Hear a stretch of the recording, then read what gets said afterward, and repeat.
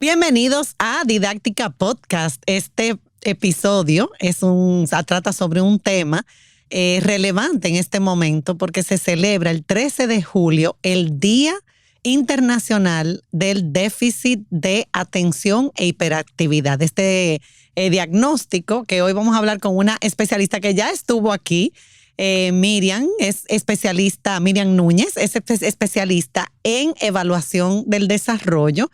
Trabaja en COPE y en CINAT. En CINAT. Sí. Siempre se me olvida. Y la verdad es que respeto mucho el trabajo de Miriam. Estoy feliz de que pueda colaborar con nosotros y contribuir a un tema importante. Tenemos muchos niños y niñas y jóvenes también, porque yo tengo un caso cercano que se detectó y se diagnosticó siendo ya un joven. Y tenemos hasta adultos, pues que experimentan ciertas, vamos a decir, características o muestran ciertas características en su conducta. Lamentablemente, muchas veces o muchas personas tienden a etiquetar con mucha ligereza. Algunos niños que son muy activos, algunos niños que se distraen. Pues vamos a aclarar hoy contigo, Miriam. Gracias por aceptar la invitación y gracias por estar aquí. Yo feliz. Yo creo que me siento parte de la familia didáctica. Ay, sí, gracias. Mucho tiempo sin venir, un año. Un año. Ay, Dios mío, digo yo, wow, cómo pasa el tiempo. Pues aquí estamos precisamente para aclarar algunos puntos, porque sí siento, yo enfatizo mucho cuando trabajo con educadores, y con padres. No, que ese niño es hiperactivo. No, que ese niño tiene déficit de atención. Óyeme, esto tú que evalúas y que para un diagnóstico se necesita todo un proceso, aclarar como verdaderamente qué implica para una persona, para un niño, para un joven o para un adulto, porque tengo otros casos también que ha sido de adulto. Nunca es tarde. Y dicho sea de paso, el caso que tengo cercano, admiro a ese joven porque ha sido valiente, en el sentido de que él mismo venía identificando y decía, no, es que yo quiero evaluarme. Y mira, estuvo en varios lugares donde no se le detectó hasta que por fin y ha recibido la ayuda necesaria. Entonces, es de valientes también, ¿verdad? Tanto como padre, porque un menor depende de 100% de papá y mamá, como un joven que ya está en esa transición a ser adulto. Y que pueda identificarse a tiempo, que podamos saber de primera mano qué sucede, o sea, qué realmente tiene que suceder para que sea el diagnóstico. Para pasar a esa evaluación. Sí, como bien tú dices, yo creo que el déficit de atención con hiperactividad fue uno de los trastornos del neurodesarrollo que abrió como las puertas a entender que hay estilos de desarrollo que son distintos y que realmente nosotros podemos tener chicos con un funcionamiento diferente.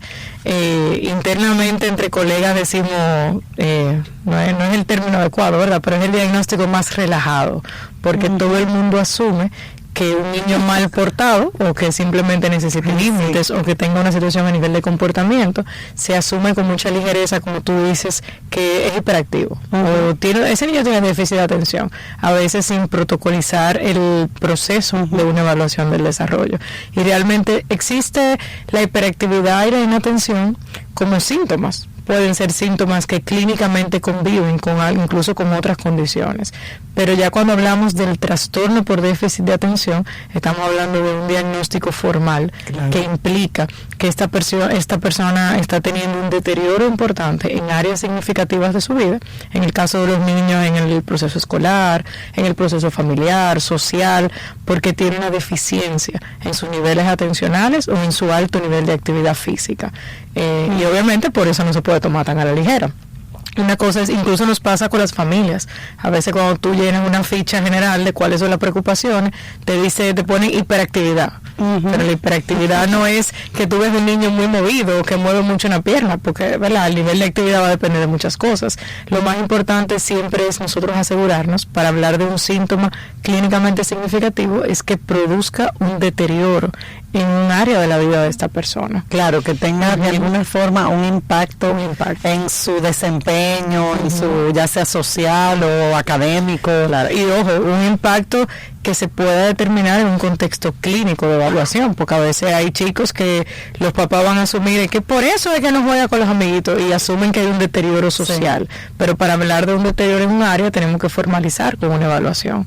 Y justamente creo que la intención que tenemos hoy de concientizar un poquito que ante una sospecha o cuando estamos viendo un niño o de adulto, yo pasen a un proceso de evaluación. Mis amigas me decían a veces, pero yo prefiero evaluar y tener mi información y saber qué implica, que no sale nada, que es bueno, pero no tengamos miedo a dar ese paso de evaluar. Si tenemos alguna como preocupación, algunas alertas, si algo no anda como debería de manera natural. Exactamente. Entonces el educador y la familia juegan un papel muy importante, con mucho cuidado, porque a veces ese niño, esa niña que reta, que desafía, que es muy activo, o sea, tenemos que tener cuidado de no querer tampoco entrar en una casilla a todos los niños que de alguna manera u otra.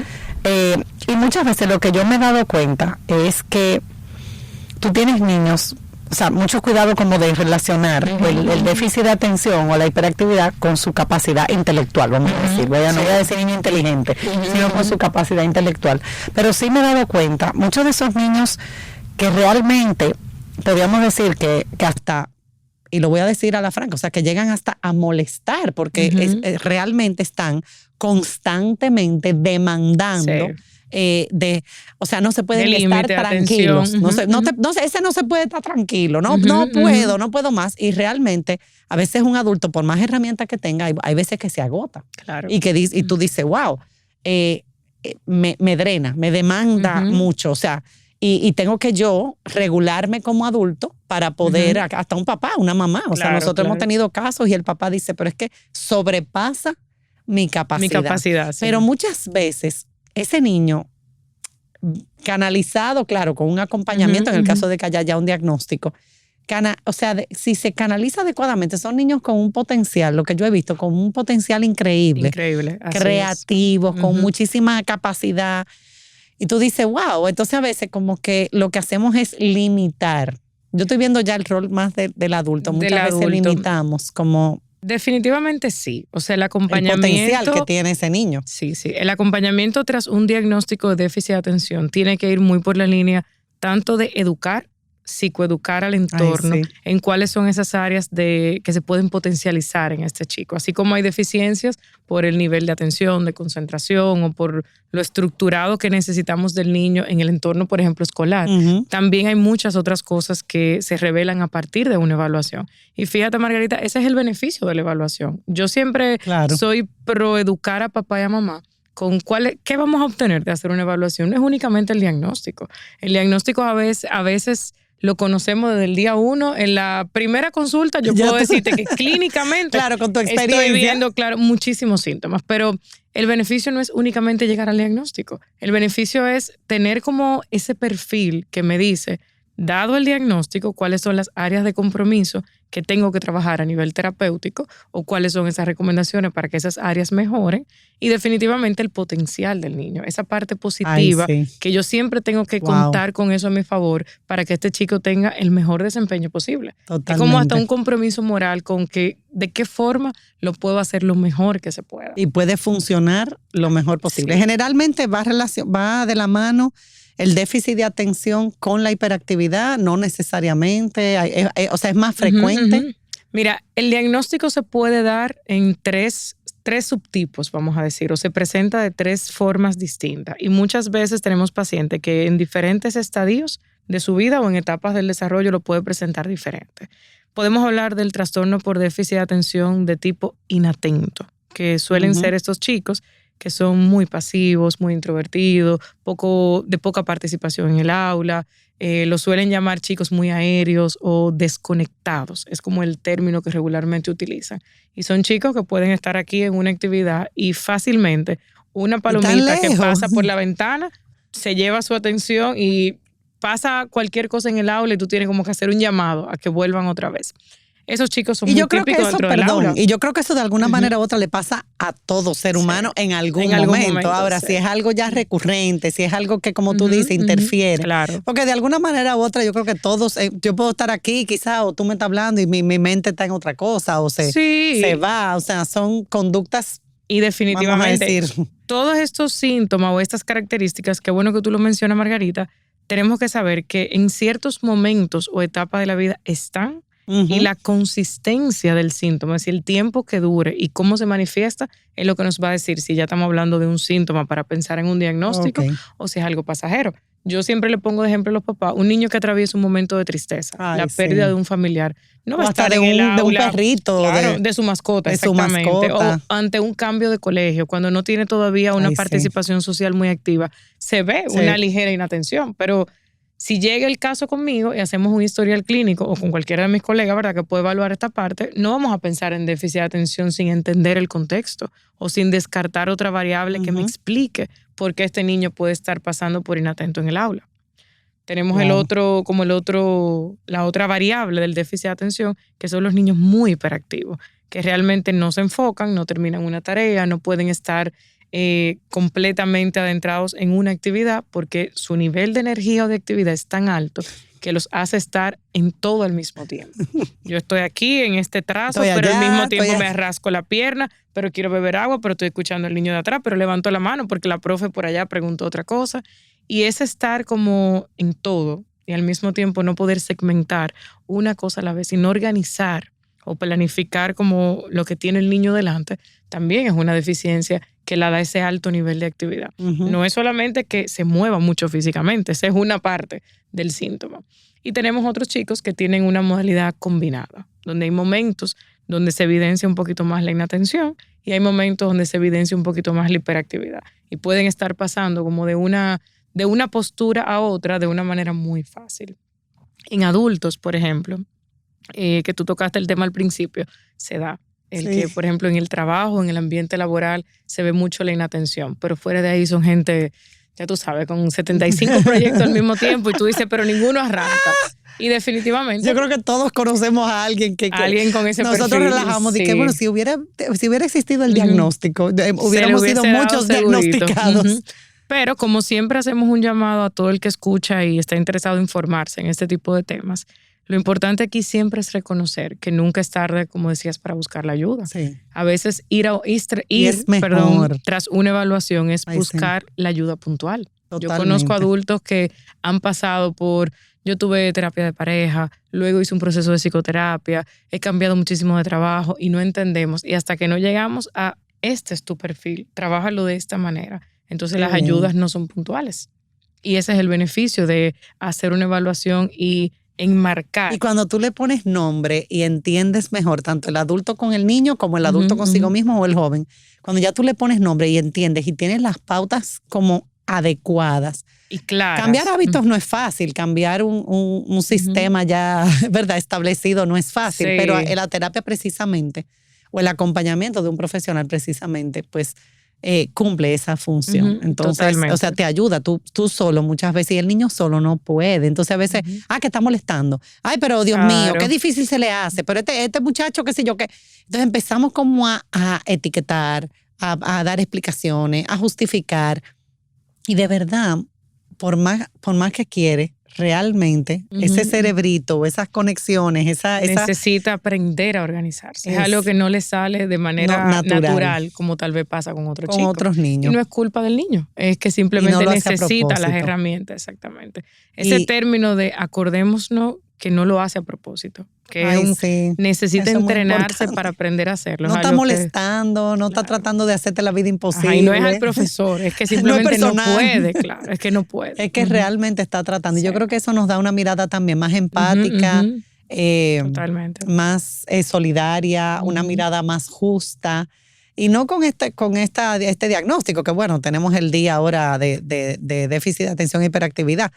Y bueno, y aprovechamos pues para tratar el tema, sino con cualquier otro diagnóstico. La verdad que tenemos que tener mucho cuidado. ¿Qué vive un niño? ¿Qué vive, tú que has tenido casos que evalúas, qué vive esa familia? ¿Qué experimenta? Porque es diferente cuando es un diagnóstico de autismo, cuando es un diagnóstico cuando, bueno, nace un niño con síndrome de Down. O sea, es diferente. Y hemos tenido aquí episodios ya con testimonios y con experiencias en estas otras, vamos a decir, condiciones.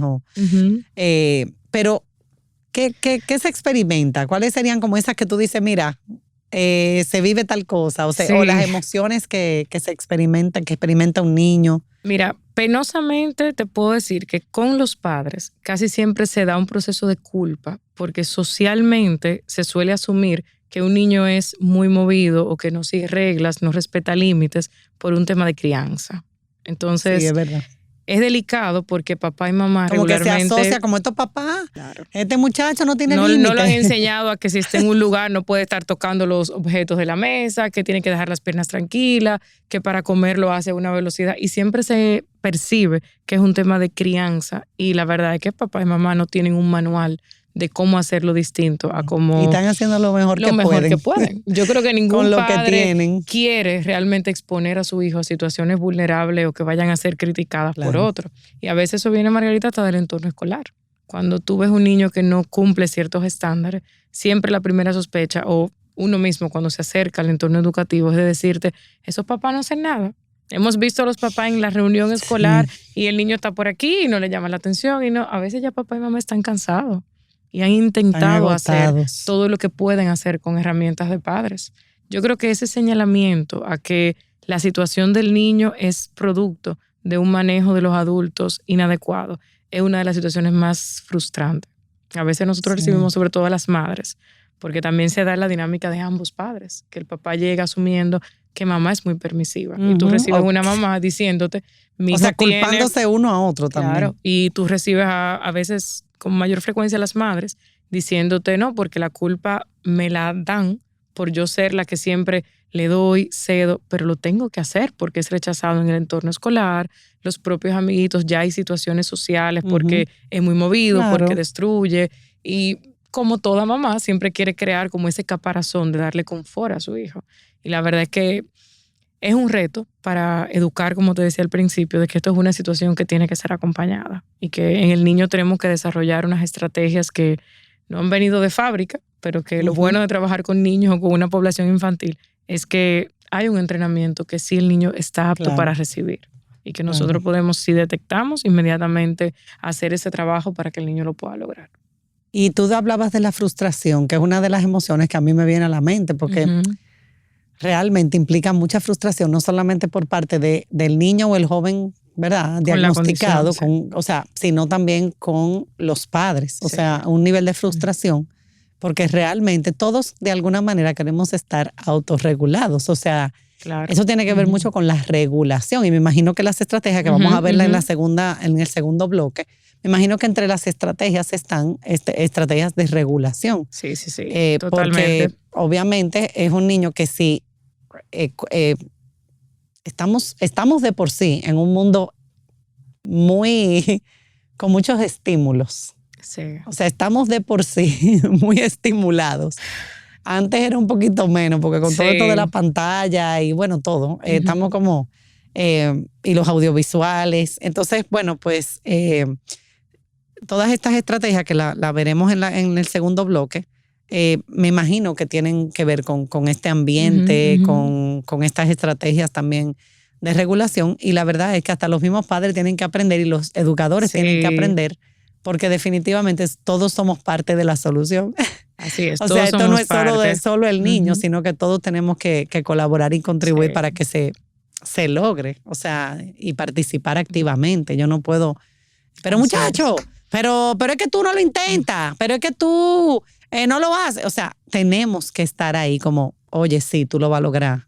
O sea, esos mensajes como yo estoy aquí, lo que pasa es que yo sé que a veces no es fácil, pero tú sabes como ese proceso tiene que vivirse en comunidad, o sea, en conjunto. Sí, y todo tiene el mundo que ser como apostando a que sí se va a lograr. Y tiene que ser guiado por un equipo de profesionales. Sí. Tú tienes que tener un equipo docente o en el colegio un entorno educativo que se sienta apoyado por los profesionales. Eso es fundamental. Nosotros a veces, yo hago las visitas escolares y entre colegas siempre comentamos, es triste cuando tú ves una maestra que ya las estrategias de maestras las agotó todas.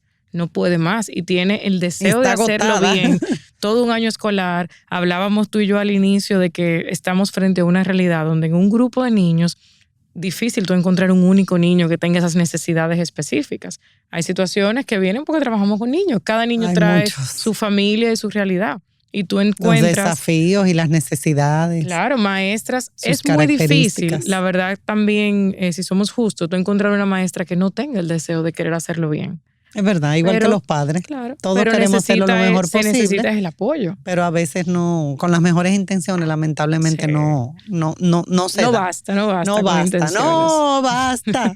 Es Como así, la es canción, así. no basta. Es Mire, así. definitivamente esto es un tema importante y yo creo que tenemos que estar atentos para si un niño, una niña, un joven identifica o un adulto ve o no negarnos, no cerrarnos a la posibilidad de que sí, ese niño, esa niña, pues, o ese joven, pues pueda, vamos a decir, experimentar, o sea, una situación que le dificulta un desempeño óptimo en diferentes ámbitos. Entonces, con esa ayuda, wow, tu vida cambia. Tu vida cambia y hay que ser bien valientes, como vuelvo y repito, como padres, como adultos, tenemos que ser valientes porque tu vida cambia y tu vida puede mejorar. Cuando regresemos de la pausa, yo quisiera que veamos el tema, porque yo sé que es un tema, de, bueno, las estrategias de manera general, porque no vamos a entrar en detalle, cada niño y cada caso es muy particular, pero estrategias de manera general que pueden pues ayudar y que se utilizan en casos de que hay en los casos que hay un diagnóstico de déficit de atención y hiperactividad, pero también veamos el tema de la famosa medicación, porque yo sé que es un tema de preocupación. El tema de medicación es un tema de preocupación. Y a veces hay, ¿verdad? Hay una tendencia a vamos a medicar, pero a veces también está la tendencia, no voy a medicar. ¿Y cuál sería como ese abordaje óptimo, adecuado, como una especialista de primera que tenemos aquí? Así que no se vayan, continuamos después de la pausa.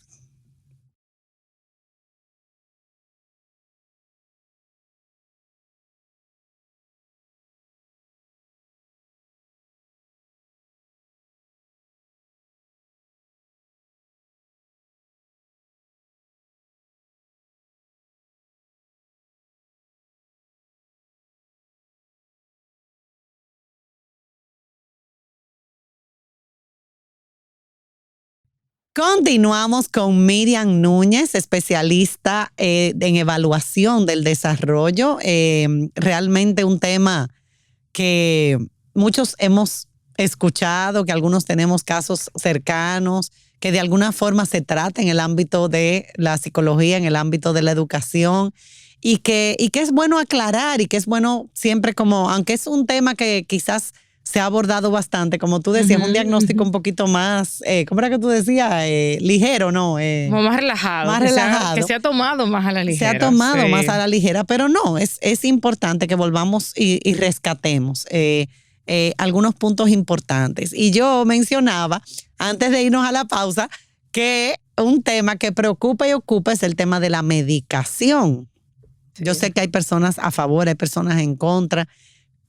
¿Cómo dame tu mirada de la medicación? Del uso de la terapia con fármaco. Mira, todo el tema de la medicación, como tú dices, es un revuelo. Y tenemos como muchos paradigmas y padres que adoptan una postura muy cerrada ante la posibilidad de que sus hijos puedan recibir un tratamiento con un medicamento. Yo creo que lo primero es entender que cada caso con déficit de atención va a llevar una ruta particular. Y definitivamente dentro de esa ruta que lleva cada caso vamos a cubrir una parte médica. Una parte médica que puede terminar en la necesidad de un acompañamiento por un tratamiento puntual, o tal vez simplemente no es el momento, se descartan otras posibilidades de condiciones médicas y no va a necesitar un acompañamiento por parte del equipo de profesionales de la salud. Pero ¿qué pasa? Como toda condición, Margarita, nosotros tenemos síntomas que pueden ir escalados, desde síntomas mínimos, síntomas moderados, síntomas muy severos, que van a impactar en diferentes escalas el entorno de la vida de este niño. Cuando los síntomas hablando clínicamente, ¿verdad? De cómo se ven, por ejemplo, en un aula, impiden que este niño pueda avanzar. Claro. O los síntomas están surgiendo en una etapa del desarrollo donde yo no tengo la posibilidad de, con el tiempo que implica en terapia, lograr cierta habilidad, yo voy a necesitar, por el bienestar y la mejoría de este niño, asumir algún tipo de tratamiento. Okay. Claro está, el tratamiento con medicamento se va a hacer en función, primero, de que sea necesario y segundo, de la mano con un profesional que a papá, a mamá, a los terapeutas y al pediatra de cabecera le dé la tranquilidad de que es una persona que está al tanto de cuál es la realidad de este paciente en este momento. Okay. Nosotros hacemos un referimiento a un neurólogo pediatra que tiene que comenzar por descartar que no hayan otras condiciones médicas que expliquen mejor las dificultades que este niño esté teniendo. Por ejemplo, un tipo de epilepsia. Hay específicamente una epilepsia que son las crisis de ausencia, donde pudiera confundirse con el déficit de atención de tipo inatento. Hay que descartar eso. Entonces, yo necesito primero decir, yo como especialista de la parte comportamental, ¿verdad?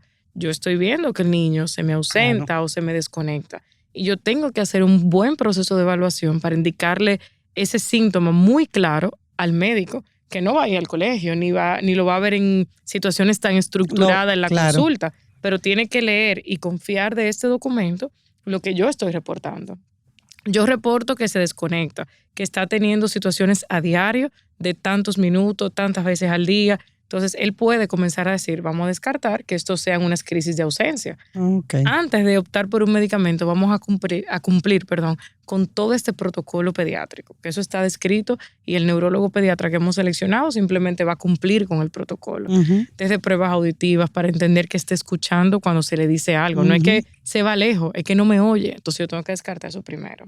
Luego vamos a hacer una resonancia para entender que ese cerebro está apto para recibir toda esa sustancia a nivel de neurotransmisores que nosotros vamos a dar con esa pastilla.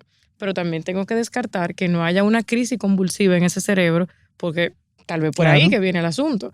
Entonces, siempre mi respuesta a los padres no es a lo que nosotros vamos a apostar, siempre el acompañamiento terapéutico, es decir, lo que entrena al niño a que logre él por sí solo la habilidad, siempre va a ir con el medicamento o sin el medicamento, porque la idea ni siquiera es que si vamos a utilizar el medicamento, ese es el tratamiento, no. Siempre voy a optar. No puede ir solo. No puede definitivamente. Pero sí, cuando el momento, la etapa en la que está el niño, el síntoma está interfiriendo con que este niño me avance, yo tengo que tomar una decisión a favor del niño. Y muchas veces tiene que ser, mientras más severo es el síntoma o mientras más marcado, más penalizado está este niño, tenemos que acompañarlo con un tratamiento con fármaco. En mi experiencia, nosotros no generamos una dependencia del tratamiento con fármaco. Yo trabajo con la mayoría de los neurólogos pediatras que tenemos en el país y siempre hacemos un protocolo para en algún momento poder comenzar a evaluar que ya este niño con las terapias ha ido asumiendo. A eso se le acompaña una familia que está montada en la ola de que este chico le ayudamos de esta manera. Y comenzamos a generar un entorno donde la dependencia no es al medicamento, sino que la familia coopera, el colegio coopera, se hace incluso a nivel del entorno ciertas estrategias donde lo voy a sentar en esta posición del aula, acompañado de este chico. Voy a preservar que educativamente no tenga un déficit porque no me puedo sumar otro reto, ¿verdad?, al que ya tenemos por delante con el tema del comportamiento o con la inatención. Entonces, si todo está en control, yo puedo centrarme en trabajar únicamente que él logre por sí solo estas estrategias de compensación que van a ser aprendidas. No vamos, ¿verdad? No vamos a engañar al televidente, pero definitivamente se puede lograr. Y que no vamos a engañar a nadie. Y no te voy a decir que con que tú me lo traigas y yo haga el proceso de la evaluación y revelemos el diagnóstico, ya está. Ahora es que empieza el trabajo por hacer. Es un proceso. Siempre yo creo que... Y yo me imagino para ustedes, cuando van viendo en ese proceso los logros, los avances. Es la parte más bonita. Eso es la parte más... Y para los padres y los educadores y todo. Sí, yo creo que la confianza es buscar un neurólogo pediatra, en el caso del déficit de atención y el tratamiento con fármaco, que primero, tú como especialista en desarrollo, que tienes que conocer esa familia, que tú puedas referir a alguien que vaya con los ideales de esa familia. Todos los profesionales van a tener temperamento diferente. Incluso toma en cuenta el centro médico donde está. Que a veces eso puede o aliviar o cargar un poco más el proceso.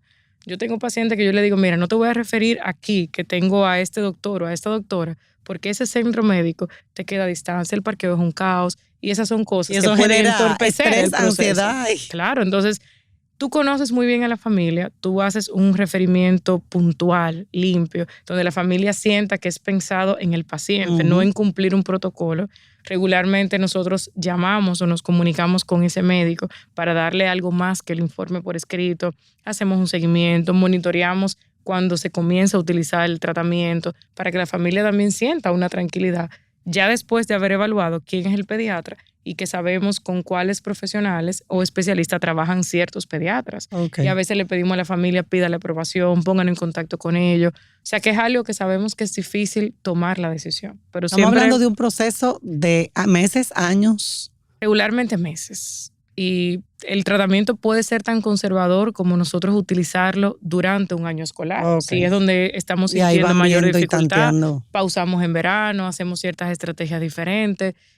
Todo va a depender como cada caso. ¿Has tenido familias que simplemente te dicen, no me lo medique, no quiero? Sí. Aunque ustedes como especialistas y el pediatra, el neurólogo, o sea, aunque así lo consideren, de acuerdo al... Te puedo decir que sí, pero en mi experiencia, casi el 99.9% de las veces, aunque en un principio se ven muy cerrados a la posibilidad, terminan se resisten, entendiendo. Pero luego ceden. Esa es tu experiencia. Sí, porque claro, siempre lo que la familia decida nosotros le vamos a acompañar. Comenzamos entonces con la parte terapéutica y luego vamos viendo que toma tiempo, no es tan rápido, cómo lo podemos lograr más fácil. En eso los colegios van reportando mejoría, minoría. Mira, ya entramos a la lectoescritura, todavía no se concentra, no me hace el trazo. Entonces ya comienzan como otras exigencias. Y al final eso es como ese tiempo, Margarita, donde la familia crea la confianza. Claro.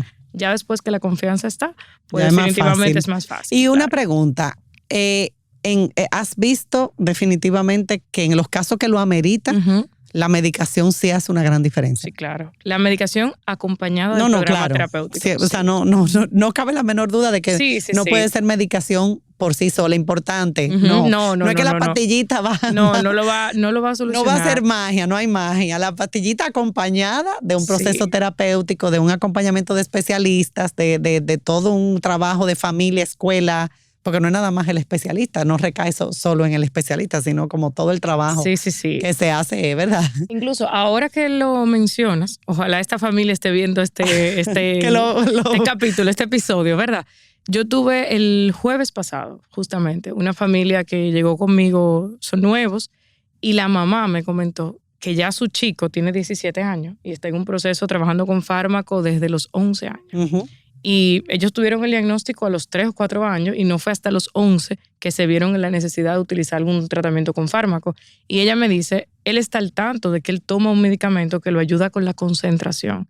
Y el niño ahora le pide a la mamá, por ejemplo, ahora era para un tema de campamento, y es tanto el efecto que el mismo niño reconoce en su cuerpo que él le decía a la mamá, no me pueden dar la pastilla de la doctora para ir al campamento, como ese alivio y ese tu sentir, que no es algo negativo, sino que el mismo niño siente. Sabe que como es una cuando ayuda. uno tiene un malestar. Claro, o sea, tú tienes un dolor de cabeza. Exactamente, y te tomas un analgésico. Hay cosas que tú, como persona con el diagnóstico, no logras controlar. Se da un nivel ya de madurez en estos chicos, sobre todo adolescentes, donde ellos, y ojo, eso no es una dependencia al medicamento, que también eso lo mantenemos en control. Es tu reconocer. Porque yo recuerdo que hace muchos años, cuando yo estaba en Estados Unidos, había una preocupación con el tema de la dependencia a los fármacos. Que creo que pudiera que se creara más, una dependencia. Claro, y creo que eso pudiera ser una posibilidad si no se da acompañado de una estrategia que en algún momento busque quitar el uso del fármaco para dejar la estrategia en la persona. Pero si tú lo tienes pensado de un principio como algo que se va a trabajar combinado, en vista de que cuando no sea necesario podamos comenzar a retirarlo, pues entiendo que no tiene por qué crear la dependencia. Excelente. Entonces, y el manejo del fármaco también tiene que ser adecuado. Claro. Porque tiene que haber esa constancia por parte de la familia. Incluso por parte de la hora de la administración. Eso no es a lo loco. De que, no es tú que sabes hoy no hay que clase se nos olvidó. porque hoy hay una misa en el colegio, entonces por eso hoy no se lo va a beber. No. Sí, o sea, eso tiene que ser algo muy serio. Tomado como algo muy serio. Y antes de que se nos acabe el tiempo, dime de grandes estrategias. O sea, una persona que experimenta, un niño, un joven, que experimenta déficit de atención e hiperactividad, ¿cuáles son algunas estrategias generales? Solamente como que nos vayamos todo lo que estamos aquí escuchando y viendo, ¿verdad? Mira, o viendo, porque algunos nos escuchan por Spotify, otros por YouTube, pero bueno, ¿cuáles serían como esas estrategias que tú dices, mira, definitivamente de manera general, esto funciona? Obviamente ya cada caso, pues. Mira, tal vez te sorprenderías con que para mí la estrategia principal es la psicoeducación a la familia. La familia es el equipo terapéutico que no le va a faltar nunca a este niño. Y definitivamente son los primeros que tienen que llevarse la información. Cómo pueden administrar y cómo pueden traspasar a este chico las mejores estrategias. Okay. Si tuviéramos que priorizar, ¿por dónde vamos a comenzar con su familia, que es la primera que tiene que entender con lujo de detalle qué pasa en el desarrollo de este niño o esta niña. Y en vez de atacar o de limitar o proveer estrategias, que es lo que andamos acompañar, buscando. Apoyar, porque nuestro lenguaje tiene mucho poder, nuestras actitudes tienen mucho poder, entonces. Definitivamente. Aparte del acompañamiento a la familia, de la terapia conductual nos podemos llevar todas las estrategias de autorregulación. Todo ese dotar a este niño o a esta niña de que puedan manejar qué pasa cuando su cuerpo pide tanto nivel de energía. Porque es real. Claro. Es entonces real que su cuerpo. Tiene que existir una forma de yo sustituir lo que se ve como inadecuado por algo adecuado. Y los terapeutas conductuales justamente se encargan de hacer esta parte, Margarita. Es que si este niño hace un movimiento en el curso que es disruptivo porque me desespera a los otros compañeritos, yo tengo que buscar algo que interfiere con el desarrollo de la clase o con una actividad. Exacto. Yo tengo que entender que esa es una necesidad que él tiene. Entonces, ¿con qué yo puedo sustituir esta necesidad que para él genere la misma sensación, pero que no sea disruptivo a la clase? Entonces, ese entrenamiento desde la terapia conductual, eso va a ser necesario, definitivamente. Igual como en el caso de los chicos con inatención, tengo que trabajar mucho el enfoque, mejorar esa atención sostenida que tanto se solicita en el colegio. Ay, sí. Y tengo que irme de recibir a este chico en terapia de aprendizaje, apoyo psicopedagógico, tiene un nivel atencional de 1 minuto 40 segundos, porque lo mido y después del minuto 40 ya no hay forma. No contemos con ese nivel de atención, ¿cómo yo voy a potencializar eso? Pero eso no se va a lograr en 2 horas de terapia, ni en 3, ni que tú me lo pongas intensivo. Es que en terapia yo le voy a decir a mamá y a papá, estamos trabajando del minuto 40 al minuto 50. En casa tenemos que hacer recompensa cuando lleguemos al minuto 50 y tenemos que ponernos retos y tenemos que ver películas y el minuto 50 pararla para hacer una fiesta de que hay un esfuerzo extra por parte de este chico. Y así, tú sabes, uno va eligiendo cuál es el mejor equipo. Claro. Va llevando al siguiente nivel, pero poquito a poquito. La parte no con metas muy ambiciosas. Sí, sino paso a paso, definitivamente. Pero de que priorizamos el autocontrol y el autogestionar el comportamiento. Las estrategias que me sustituyan, las conductas inadecuadas por las sí permitidas o conductas que son socialmente aceptables. Y trabajar la concentración, esos son regularmente los 2 enfoques. Siempre acompañado del proceso con la familia. Porque definitivamente van a ser señores, los terapeutas. la familia, muy importante. Sí. Y dime una cosa, nos encontramos, ustedes se encuentran, porque yo lo veo también en los contextos, ¿verdad? Con ese niño que de alguna manera u otra el papá de repente se enfrenta con la realidad de que el propio papá, o sea, el tema es el niño, pero el propio papá también, vamos a decir, y entonces quizá como, no, pero yo también, claro, y yo estoy vivo y yo salí adelante, y yo, o sea, ese papá que de repente se ve reflejado en todo lo que de alguna manera u otra representa ese tener déficit de atención e hiperactividad. O sea, sí, y tú sabes que nos da mucha risa. Me imagino que hay muchas veces y muchos casos, ¿verdad? Pasa muchas veces. Yo creo que pasa, en un principio nos lo cuentan como una estrategia de, vamos a decir, minimizar el impacto de que su hijo tiene una deficiencia. No, por eso te lo digo, sí. Pero creo que al final del camino siempre terminamos haciendo las paces con que es una realidad, pero los especialistas en desarrollo no tenemos como una bola mágica. Quisiéramos a veces tenerla, pero no tenemos como una bola mágica que nos deje darle la tranquilidad a papá y a mamá de que como su proceso fue de mucho éxito, no me garantiza. De mucho éxito que no sabemos necesariamente. De acuerdo a la percepción, ¿verdad?, de ese padre, pero no nos garantiza que la experiencia de su hijo sea diferente. Así y como es. tú decías Y ahorita. esto es muy importante, padres, madres, familias, abuelitas, abuelitos. Claro, y la realidad Tu ahora realidad mismo y tu situación no es la misma que la de tu hijo y no no define. permitirle a tu hijo contar Claro. con la ayuda necesaria o pasar por su proceso, yo creo que es hasta egoísta. O sea, tenemos que tener mucho cuidado de no Claro. basarnos en nuestra experiencia. Claro, si yo fui así, pues Ah, nada. pero pues, yo también, ay, pero ujú, ustedes sí están exagerando, pero yo, mira, Claro. muchacha, si yo no me apagaba, si yo qué sé yo qué, no, Sí. no. Lo que está Sí. experimentando tu hijo, tu hija, y te digo, incluso si un joven le toca la puerta a su papá, a su mamá, al educador, estemos atentos para Sí. responder, para que pueda contar, o sea, pueda buscar la ayuda y su vida le va a cambiar. Definitivamente. Realmente. Se lo va a agradecer de adulto. Mira, Sí. vamos a agradecer. Se nos fue el tiempo, pero yo realmente quería que tocáramos también, pero no nos va a dar tiempo. Yo voy a volver a invitar a Miriam. El tema también de la tecnología y cómo una persona que experimenta déficit de atención, pero lo dejamos para la próxima porque ya, ¿verdad? El tiempo se acabó. Señores, cuánto aprender y cuánto crecer, y de eso se trata, crecer y aprender juntos en espacios como este. En nuestro podcast tenemos más de 200 episodios, yo creo que más de 250, me dice Eldi. Más de 250 episodios, 6 años ya, que de manera ininterrumpida tenemos de todos los temas. A veces me escriben, mira que tengo una persona viviendo un duelo, le mando 3 episodios del duelo. Dice, gracias, wow, esto sí me ayudó. O personas que me tocan la puerta con otras situaciones, y la verdad que tenemos de todos los temas. Y hoy pues precisamente tratamos este tema en el que en este mes celebramos este día de déficit de atención e hiperactividad. Muchas personas que quizás van por ahí no diagnosticadas y que han podido salir adelante. Quizás si hubieran buscado la ayuda, si hubiera alguien dicho en un momento dado, wow, vamos a ver, pues tu vida cambia para mejor, definitivamente para mejor, porque para atrás no.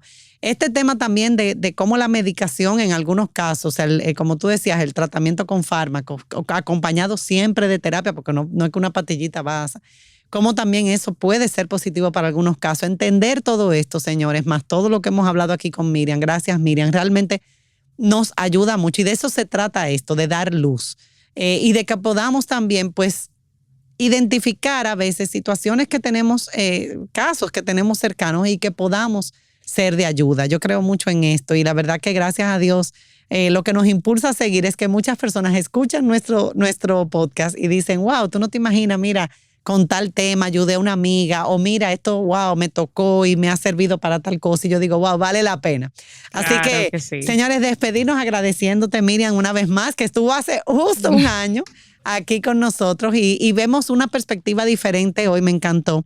El que lo está viviendo es el que sabe lo que cuesta y la ayuda está y las herramientas están y el equipo está.